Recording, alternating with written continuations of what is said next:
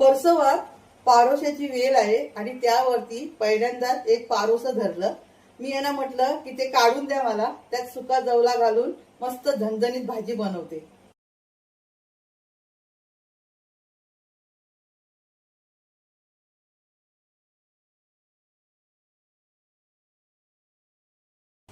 कढई तापायला ठेवली आहे मी।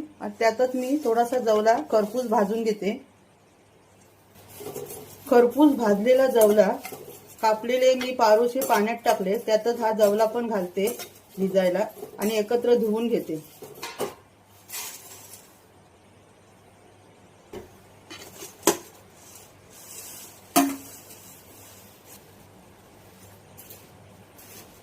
पारोसं आणि जवला एकत्र मी पाण्यात भिजायला ठेवलंय।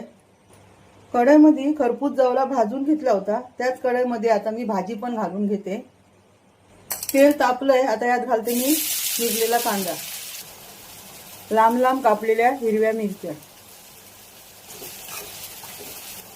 यात घालते मी चिरलेले टमाटर, आता यात घालते मी लाल तिखट, गरम मसाला, हळद, चवीनुसार मीठ। आता यात घालते मी धुतलेला जवला आणि पारोसं, एक जीव करून घ्यायचं। पाणी एक थेंब सुद्धा लावायचं नाही, पारोशाला दोडक्याला पाणी लगेच सुटतं।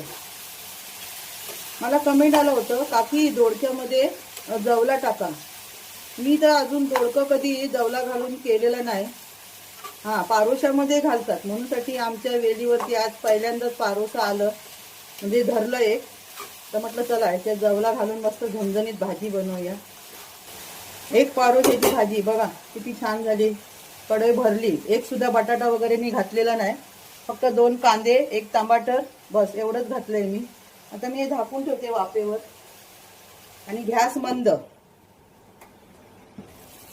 हा, भाजी एकदम मस्त झाली बघा, एकदम कंप्लीट आहे आपली भाजी। आता मी तुम्हाला सर्व करून दाखवते। एक नंबर वेलीवरच्या ताज्या ताज्या पारोशाची जवला घालून केलेली चविष्ट झणझणीत भाजी। व्हिडिओ आवडला तर नक्की लाईक सबस्क्राईब करा। आम्ही या पारोशाला घोसाळे सुद्धा म्हणतो, तुम्ही काय म्हणता नक्की कमेंट करून सांगा।